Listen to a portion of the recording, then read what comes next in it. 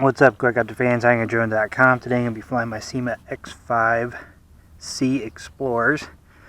Now, I was having trouble binding this, so if you are too, make sure you have this on a flat surface if you are going to bind.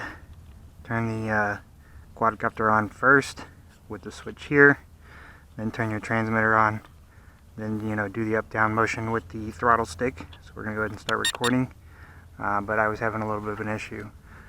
Personally myself, getting this to bind because I was holding it in my hand just with the areas in which I was flying. So I'm going to go ahead and throw this as a hand launch, and we'll see if we can throw the quadcopter, which we did, and took off just fine with the hand toss. That's one of the cool things about the SYMAs, even though they do have a little bit of what I call throttle dropout, or what appears to be throttle dropout to me. It does allow you to, do hand launches or drop from high distances, and as long as it picks back up on the transmitter, typically you're fine in regards to being able to catch it before it smacks the ground. So we're going to go ahead and turn up the speed. We are recording, so it does have a pretty aggressive pitch. When you crank up the speed on it, we'll keep it in fairly somewhat close. Because this is a smaller quadcopter, and right there we're losing binding, so I'm having some binding issues with this quadcopter. I'm not getting much range out of it, only like 100 or so feet for it unbind. So maybe I have some bad batteries in the transmitter, or maybe I just have a bad solder on the antenna wire. Might have to take it apart and take a look at it. Didn't want to. It was flying pretty good for the first few flights, and I was getting some range out of it. So I'm thinking it possibly could just be, a transmitter issue. Just right there, the control stuck where it was going hard left on a bank, as opposed to turning around. So it is acting a little bit weird. Not used to what the movements it's given me. Every time I've flown this before, it has been pretty smooth. So it's a little confusing as to why all of a sudden the transmitter is not responding as well. But we can look at it and we see that we've got excellent battery life. So we'll go ahead and put it in the low and slow mode.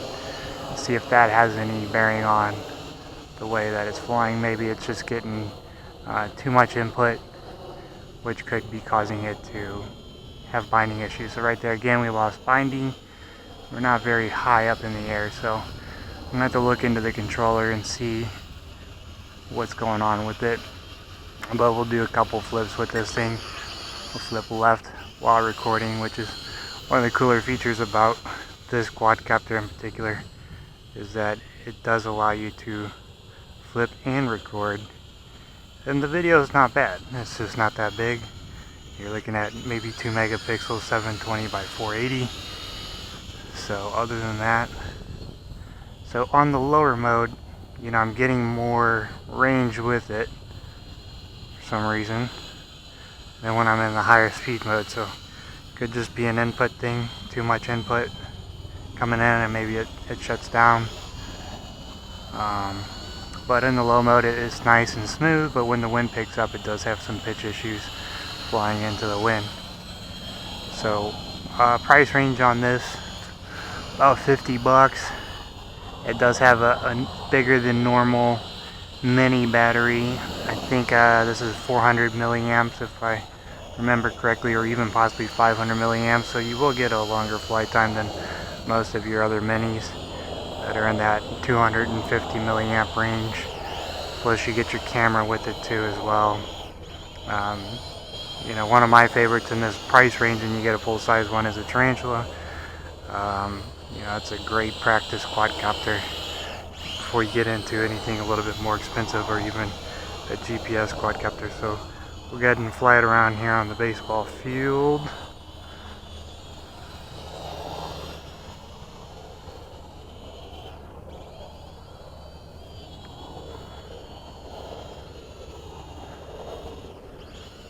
and when you see it, it drops from the sky, and then it right there we over rotate it because it lost binding. So this is something to take in consideration here. I have to keep this closed. Now you can't fly this indoors. You can remove the landing gear that I have on there. It has some stock motor seats on the motors. It's got some little pegs on there. You can't put the prop guards on, so you can't fly it inside. You wouldn't want to fly it on the high mode inside, but you would be able to fly it in there. And I mean, the hovering is like nothing I've seen on any of the other minis that I own. I mean, this thing will just hover hands off, free of any input from you. So we'll get a good look at it here.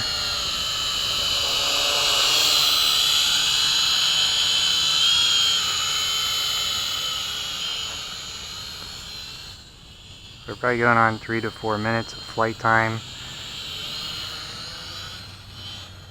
which is good considering the weight of this quadcopter, the camera being on, it recording the weight of the camera. So my pitch is into the wind because the wind is blowing in from the left. Not as aggressive, but again we are in the slow mode, so it looks like our camera just shut off. We might be out of room on our onboard camera. We'll try again turning it on, and it's showing me a green light on there. So the SD card's probably full. I do have only a 4 gigabyte SD card in there. Each flight's about a gig of space. So after about 4, you do need to go ahead and wipe this thing clean if you are using a 4. I don't believe this came with the SD card. It might have came with something as small as a 4 gig. I don't quite remember off the top of my head. It's been a while since I got this. Most of them come with, you know, a gig or 512 megabytes. But you can pick up an 8 gig one, or even a 32 or 16 gig for fairly cheap these days. So, but with all the different cameras on the quadcopters, you know, it's just sometimes it's easier just to use the stock ones that come with it on the SD card. So we'll do a couple flips and we'll bring this thing into land since we're not getting any onboard video anymore. So that's our front flip. We'll crank it up and fly it a little bit more aggressive, so it'll come back at us since we're not recording.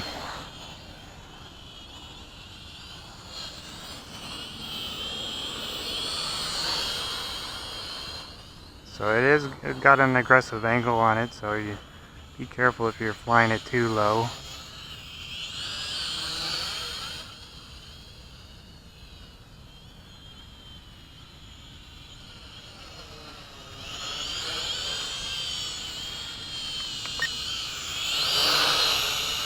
And we'll go ahead and do some flips here before we bring it in for a landing. Now the flips do take quite a bit of battery life in order to do, and juice. You're not going to get a ton out of them. I'm noticing a weird pull to the left, and it could be the way that I've been transporting this. I've been putting it in my bag and carrying it that way, which is a bad idea because it could bend the prop, and that could be cause for over rotation. It's just hard to when you want to take out several quadcopters to carry them all on one trip. So it's fun to fly, well worth the money. So we'll go ahead and bring it in for a landing here. Do a hand landing since this one's pretty easy to catch and it's very light. So we can just go ahead and drop out the motors. So that's the SYMA X5C Explorers, 2.4 gigahertz, onboard camera, running lights, 500 milliamp battery, decent props, comes with some spares, decent controller, a little bit of range issues, so I'll need to investigate that. You do have your plastic gear motors, so they've held up quite well so far. They're a little bit noisy. I prefer brushless, but hey, can't beat the price. A little bit flimsy as far as the plastic goes on it, so I'm assuming if you do have a wreck, you would probably need to replace either the top or bottom shell, especially if you wreck on concrete. So if the video helped you out in any way, leave a like, be sure to subscribe to the channel for more upcoming videos in the future.